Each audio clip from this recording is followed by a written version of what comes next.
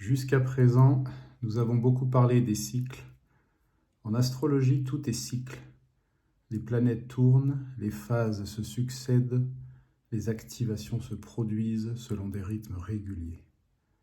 J'ai souvent expliqué que je vivais selon ces cycles, que le but de la cosmophilosophie était précisément de trouver une forme de sagesse dans cette cyclicité, d'apprendre à reconnaître les rythmes célestes pour vivre en harmonie avec eux. Vivre en synchronicité avec les cycles, c'est apprendre à danser avec le mouvement du ciel. Mais il manquait quelque chose d'essentiel dans cette réflexion. Nous n'avions pas encore parlé du climat. Les cycles sont une chose et le climat en est une toute autre. Si l'on veut utiliser une métaphore météorologique, les cycles seraient la météo quotidienne. Le climat, lui, correspond à ce qui demeure stable dans le temps. La météo varie d'un jour à l'autre, le climat définit une structure durable. En astrologie, le CAP, cosmo-architecture personnelle, plus connu sous le nom de carte astrale, représente ce climat. Elle ne parle pas de ce qui change chaque semaine, elle parle de ce qui en nous ne change pas, de ce qui constitue notre identité profonde. Le mot identité vient de la racine idem, la même chose. L'identité, c'est donc ce qui reste identique à travers le temps. Il y a en chacun de nous une structure constante, une entité qui persiste. C'est cela que la carte astrale ou le cap met en lumière. Avant de vouloir vivre pleinement les cycles, avant d'interpréter les transits ou les activations planétaires, il est indispensable de connaître son climat. Autrement dit, comprendre qui l'on est dans la durée. Les cycles n'activent que des facettes de cette structure globale. Ils viennent stimuler différentes dimensions de notre personnalité. Mais ces facettes appartiennent toujours à un ensemble plus vaste qui, lui, ne change pas.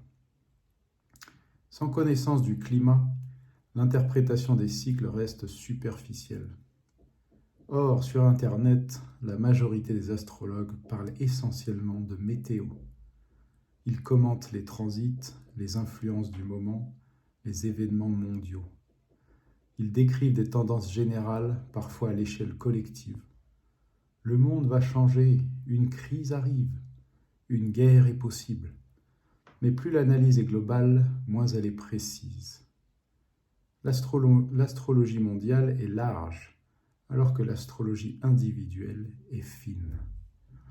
On peut dire qu'il va y avoir des tensions quelque part, mais on ne sait pas exactement où cela se manifestera. C'est comme sentir une chaleur dans la paume de la main, sans pouvoir dire quel doigt va réellement s'enflammer. À l'inverse, l'étude du climat individuel permet une compréhension beaucoup plus spécifique. Mon travail consiste précisément à aider les personnes à découvrir leur climat de personnalité, comprendre leur potentialité, comprendre comment elles fonctionnent globalement. Connaître son climat, ce n'est pas se condamner, c'est reconnaître sa structure. Et cette structure est vivante, comme le climat. En géographie, il existe des climats tropicaux, subarctiques, désertiques. Un individu à l'aise sous un soleil permanent ne vivra pas de la même manière qu'un autre habitué aux longues nuits du nord. Il est inutile de vouloir imposer le climat tropical à un habitant du cercle polaire. De la même façon, mes vidéos ne peuvent parler qu'aux personnes dont certaines facettes ou le climat global résonnent avec le mien. Il est normal que certains n'adhèrent pas. Leur climat peut être différent. À cela s'ajoute un autre facteur, le climat réel, au sens physique du terme. Le lieu où l'on vit influence également notre manière d'être. Habiter sous les tropiques ou en Norvège ne produit pas les mêmes effets sur le psychisme. La lumière, la durée du jour, la température façonnent nos comportements. On pourrait presque parler de psychoclimatologie. Il peut même exister un conflit entre l'astrologie et la météo réelle. Imaginons qu'une position planétaire stimule le désir de mouvement, d'aventure, de sortie, mais dehors, il neige ou une tempête fait rage. L'élan intérieur entre en tension avec les conditions extérieures. Faut-il renoncer? Faut-il s'adapter? En général, une tempête ne dure pas un mois. Si l'élan est profond et durable, il mérite d'être honoré. Mais la prudence physique reste nécessaire. Il s'agit d'arbitrer entre l'impulsion intérieure et la réalité matérielle ou extérieure. Cette tension révèle quelque chose d'intéressant. Nous sommes traversés par des rythmes multiples. Les cycles astrologiques, le climat natal, les conditions météorologiques réelles et l'environnement familial. Et au cœur de tout cela se trouve le quotidien.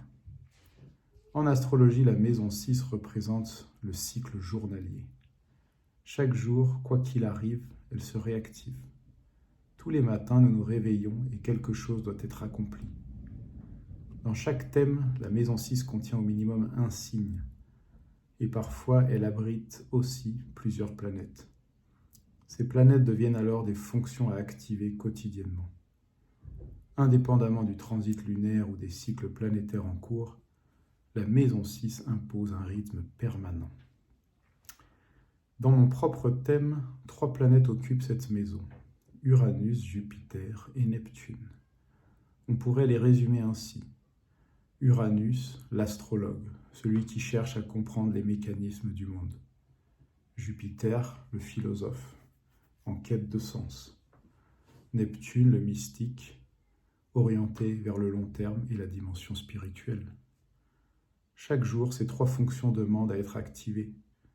Si je passe une journée sans philosophie, sans réflexion cosmique ou astrologique, je peux ressentir un vide.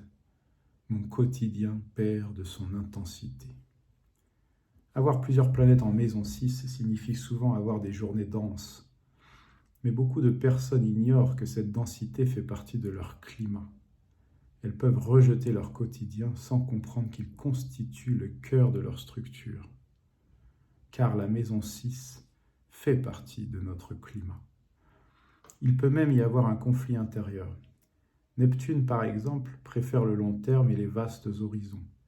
Il peut mépriser les tâches quotidiennes de la maison 6, comme par exemple faire les courses, remplir des papiers, gérer l'administratif. J'ai dû donc apprendre à accepter cette dimension. Et cet apprentissage s'est fait à travers ma famille, à travers des modèles parentaux qui valorisaient le travail quotidien. Cela aussi faisait partie de mon climat. Le quotidien n'est pas un détail, il est une école. Prenons l'exemple d'un soleil en maison 6. Chaque jour devient une scène où l'on doit exister, se montrer, jouer son rôle. On se perçoit presque comme le personnage principal d'un film qui recommence chaque matin. La journée devient donc une vie miniature, le coucher une fin, le lendemain un recommencement. Cette vision confère au quotidien une intensité particulière. Il ne s'agit plus de remplir des heures, il s'agit de traverser des cycles de mort et de renaissance à l'échelle journalière. Ainsi, le climat natal structure notre personnalité. Les cycles activent ces facettes, la météo réelle peut créer des tensions, la maison 6 nous rappelle que quoi qu'il arrive, la vie se joue chaque jour. Avant de vouloir interpréter les transits mondiaux ou prédire l'avenir collectif, il est donc fondamental de répondre à une question plus simple. Quel est mon climat ? Car c'est à partir de lui que les cycles prennent sens. Et c'est dans le quotidien que ce climat s'incarne, jour après jour, dans l'intensité d'une existence acceptée et jouée consciemment.